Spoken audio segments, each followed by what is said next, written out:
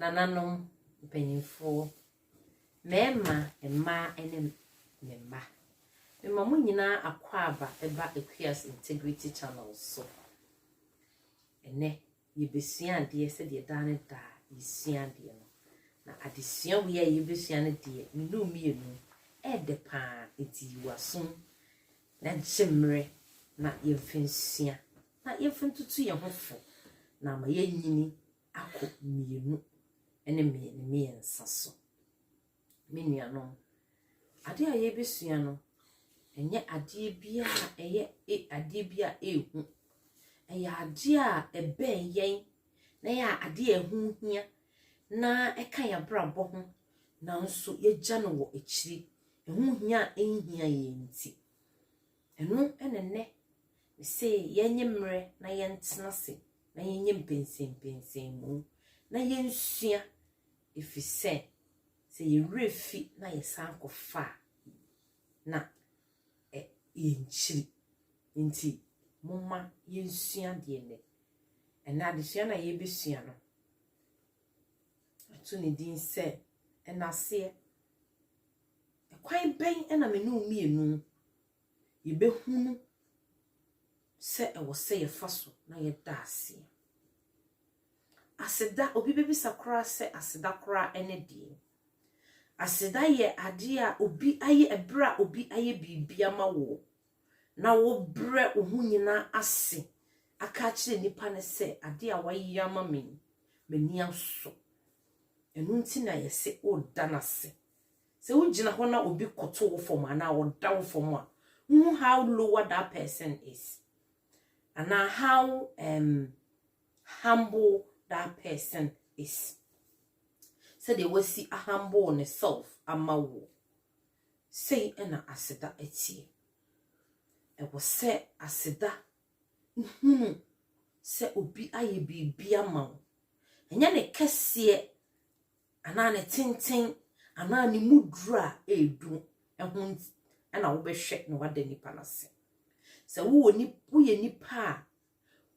wo aya ade kitikiti bi kura na obi be ya ma wo a wo beda eho ase se de trosem no eka kire yense e wo se ye nipa ye wo aye sen na wo dwene ho efa me nua be ma me nua ba mumma yenye enipa ye wo aye mumma yenye nipa obi ye bibi ma ya ye ni so na ye da ho ase ye nananom no anase ye ntiti mremu no ade a na ye maame mo ne ye nananom eye ne se obi be che na de ana obi ye bibi ma no a mumma de kwa ya no motaye ebi ohokora no a onyina enkrani mu ntiti enkrani ubehu se na waso obi nsa aka ne ho na wode ne kɔ onipa ne fie na wakoda nase ena menyu mienu saa nyoma we mu nyina ye gyaye se obi aye bibia ma wo no krampo se obi wo hokora ofre telephone so na wafa na wada ase no eho odin ma no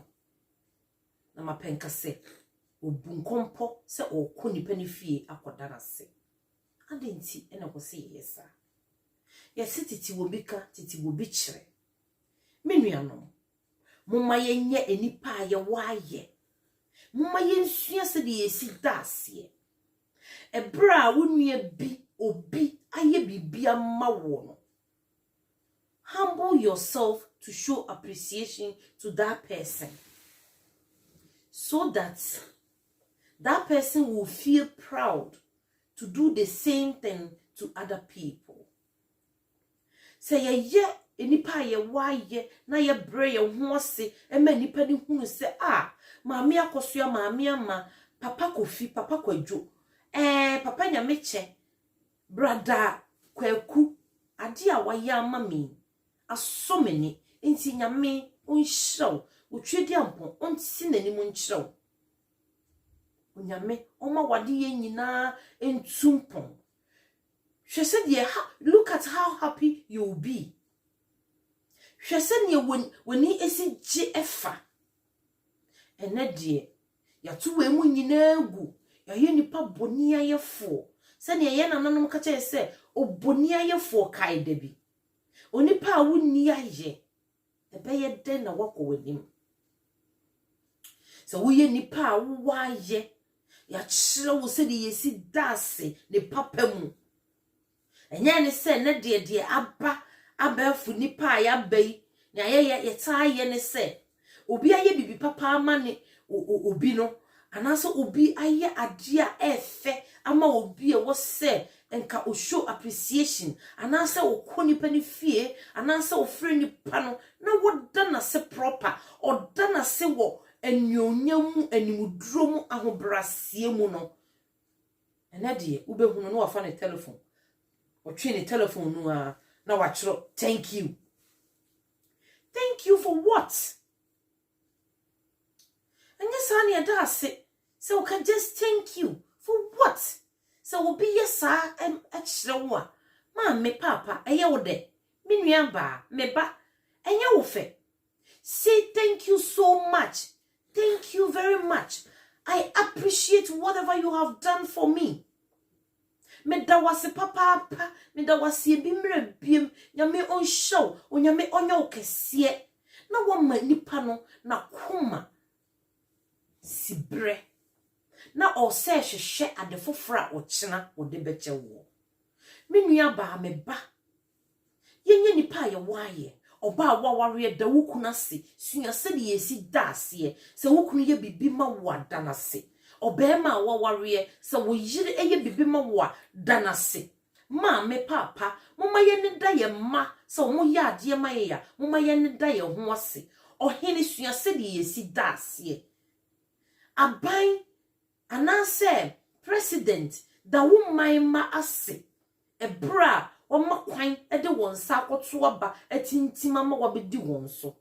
se yesua saa neoma weyi a ebema okon ne akosem eso atwa enam se yenye nipa ye wa ye nti enama weyi esori anu okum we sori anu no we asontokom we sori ama asumdue eni aman ne aman so ama asumdue ne ebusuam ama asumdue ni mantemo ama asumdue eni ekuromu adentia se ye nipa ye deda ye ho ase na ye gigi ye ho tu a menua bema menua bema wonim se ya setenam ebe ye fe na ye bema ye nyini akọ ye nim na ye nyini ache enam se na anu maami adwoa ye ade ma bra kwasi na bra kwasi eni anso nti maami adwoa se onekora enye papa biem adentia ye wo ye nkromi ye kọ ye nananom ho ekobisa anase yawe bia ye ne ye kotete o ye kọ ye nanam nkogege haban duro anase bibi de boye ho ban anase ebisa de ya na empempi wota ka kire ye ne se yawe no ekọ a se ade na me ya ma wo no se firi ho a emfa me asede ni e kire se show appreciation na se wo show appreciation e ma nipa no so ne kodo e ma ne ye foforo ema afoforo oye bi ede ma afoforo na ama eni onyam eni nyinkyire eni nhira akoso atenatena ye nso enam se die yennim se die yesi da asenti enanu na meni onua bi kasa asema no wo ka kire me ne se menua ba se die se wo ye papa kora ma wo bi a menhwehwe se nipa no be ye bia ma wo na wo de ye na kọ nanka ne se hunti nanka ye ka ne se ye ebra yankasa ye beto se anase ya bodie mu no yenim se obi ye bibi ma wadanase e wo se trosem ne ka kire ye se yenye nipa ye wo aye nanso se die ye ni apasa nyoma ni nyina so adie nti na wo maame wo papa ebe so wo nsa ebra obi aye bibi papa bi dia ma wo no no be ko ne fie no wakodanase ye bisa ase ye mbisa ene ya to ne panyina ye nim ye atu ogu enipa nne wo ye ne papa no mpo ono na wa nhwe yi a woni ne benya na obeyi nani ato nchen na dwuma wo de bedi wo no wankasa wo rekora wo rebe ho na woni kura enka na wo konso kura so no se wo beyi obi papa minua no moma yenye enipa ye waye onipa boni aye kai debi na so obi hwewo eso so mu e de wo kwakire nkwa a mfa ne nkwakire owuo mfa wo ne nkwakire owuo se obi ye wo papa ene de ye kura ye wa kwantu mu de se obi abesew se okotena ofie ama wo se obi abesew se menua fa wa de we ma me odu bi bia kohye wo bi nsa enipa ne mfa ho wo sade ne ko onwere ho wo de a che ne mpo wo na wase na se wo hwehwe ama wo ade nti na wo se yesa enu nti ne nne ama ye nkoso no enu nti na nne ye kunkum ye ma enu nti na nne obi bie na no kasa me mpe we yasem enu nti na nne ohaw asomdwe eni wiase baabia enam asida eni ye num nti se minum ye num ma asida atena ye num ne ye hu se de besi adeda ye ho ase a ma me papa me nua me ba enka awreho ani osum ebepa e wo wiase so obi ya de ketuwa bi ma wo a eya adase se ye ya warefo yimpo sebio se ye kokete so mpo a wo se oba ne ne kunu ye deda ye ho ase na amasaye no yetimi anyina che na se de ahye ya funu mu ma